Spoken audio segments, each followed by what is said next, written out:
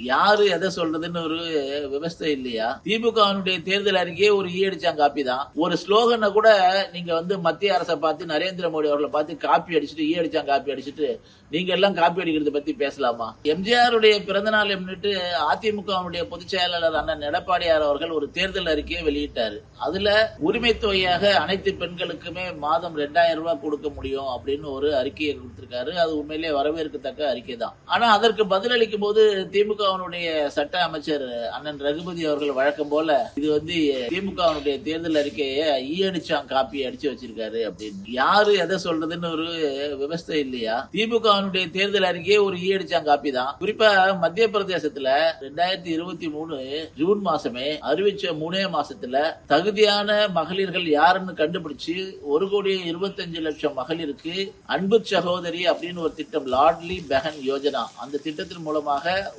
ஒரு குடும்பத்திற்கு ஒரு பெண்ணுக்கு 1250 ரூபாய் மாதம் மாதம் கொடுக்கப்படும் சொல்லி அதை ஜூன் மாசம் 2023 நிறைவேற்றி தொடர்ந்து இன்னை வரைக்கும் நடத்தி கொண்டு வருகிறார். 3 முறை முதலமைச்சராக தேர்ந்தெடுக்கப்பட்டவர் திரு சிவராஜ் சிங் சௌஹான் அவர்கள் மத்திய பிரதேச மாநிலத்தினுடைய சகோதரிகளால தாய் மாமா என்று மாமாஜி என்று அன்போடு அழைக்கப்படுபவர். அதனாலதான் அவரு அன்பு சகோதரின்னு சொல்லி அவரு ஒவ்வொரு குடும்பத்தினுடைய சகோதரனாக அந்த மத்திய பிரதேசத்தில் இருக்கிறதுனால அவருடைய திட்டம் தான் அது, முத்திரை திட்டம் தான் அது 1250 ரூபாய் லாட்லி பெஹன் யோஜனா.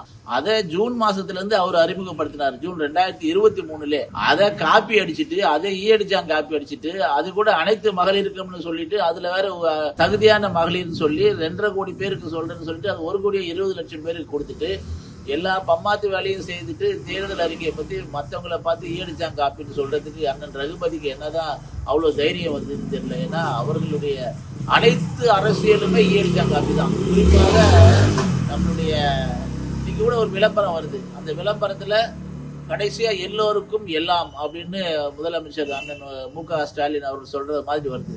ஆனா அந்த எல்லோருக்கும் எல்லாமே சப்கா சாத் சப்கா விகாஸ் சொல்லி 11 வருஷமாக திரு நரேந்திர மோடி அவருடைய தாரக மந்திரமாக அது அனைவருக்கும் உள்ளடக்கி அனைவருக்குமான வளர்ச்சி என்பதாக இருக்குது. ஒரு ஸ்லோகனை கூட நீங்க மத்திய அரசை பார்த்து நரேந்திர மோடி அவர்களை பார்த்து காப்பி அடிச்சுட்டு ஈயடிச்சான் காப்பி அடிச்சுட்டு நீங்க எல்லாம் காப்பி அடிக்கிறத பத்தி பேசலாமா? திமுகவினுடைய தேர்தல் வாக்குறுதியினுடைய ஒவ்வொரு தோல்வியும், நிறைவேற்ற முடியாத தேர்தல் வாக்குறுதியை பற்றியும் அவருடைய அனைத்து விதமான ஸ்டிக்கரை பத்தியும் ஒவ்வொரு காணொலியில தொடரும் என்று தெரிவித்துக் கொள்கிறேன்.